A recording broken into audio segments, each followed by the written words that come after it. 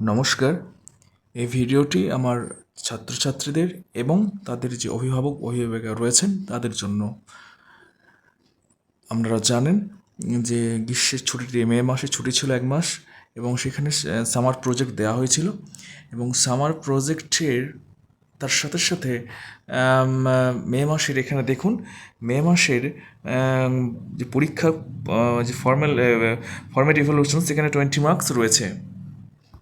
এই 20 মার্কসের মধ্যে যে প্রজেক্ট আমাদের ছাত্রছাত্রীরা খুব সুন্দর প্রজেক্ট করেছে, খুব সুন্দরভাবে তারা করেছে এবং এবং আমি জানি যে এই ছোটো ছোটো ছেলেমেয়েরা যে এত সুন্দর প্রজেক্ট তাদের একা করার পক্ষে কঠিন এবং তাদের সেজন্য তাদের অভিভাবিকা টিচাররা রয়েছেন তারা যথেষ্ট সাহায্য করেছেন আমি দেখেছি এবং তারা খুব সুন্দরভাবে কাজগুলো তাদের দিয়ে করিয়েছেন। আমি সেই জন্য প্রত্যেক গার্জেনকে, তাদের অভিভাবক এবং অভিভাবিকাদিকে ধন্যবাদ জানাই।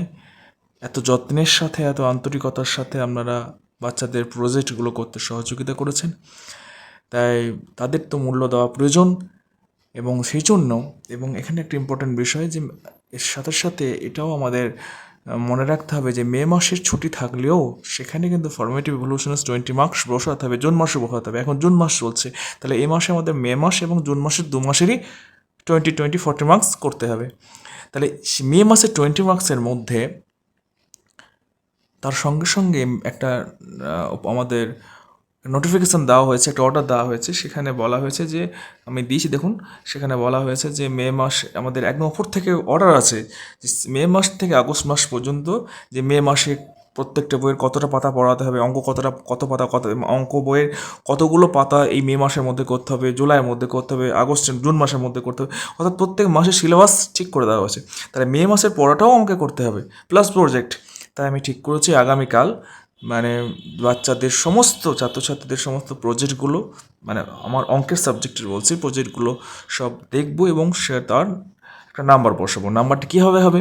ফর্মেটিভ ইভ্যালুয়েশন 20 মার্কস মে মাসে রয়েছে, সেখানে 10 মার্কস হবে তাদের দেওয়া যে মে মাসে যে পড়ার সিলেবাস রয়েছে, পড়ার যে পার্টটা রয়েছে বইয়ের, সেখান থেকে 10 নাম্বার এবং প্রজেক্ট থেকে 10 নাম্বার। তাহলে প্রজেক্টে 10 মার্কস এবং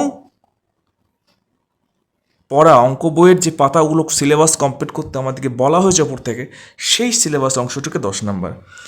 এবং তার সাথে সাথে আমি দেখেছি যে অনেকেই খুব সুন্দরভাবে প্রজেক্টগুলো করেছে এবং তার তো একটা মূল্য দেওয়া প্রয়োজন। তাই আগামীকাল সমস্ত ছাত্রছাত্রীকে বলা হচ্ছে তোমরা যারা এখনও পর্যন্ত প্রজেক্ট দাওনি তারা প্রজেক্ট জমা দেবে এবং আগামীকালই আমি তার মার্কস বসাবো 10-এর মধ্যে তোমরা কত পেয়েছো।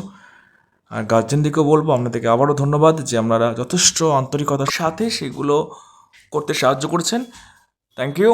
আর ছাত্রছাত্রীদেরকে বলছি এই ভিডিওটি অবশ্যই তোমাদের গার্জেনকে একবার অবশ্যই দেখাবে, কারণ এটাও গার্জেনকে জানানোর প্রয়োজন।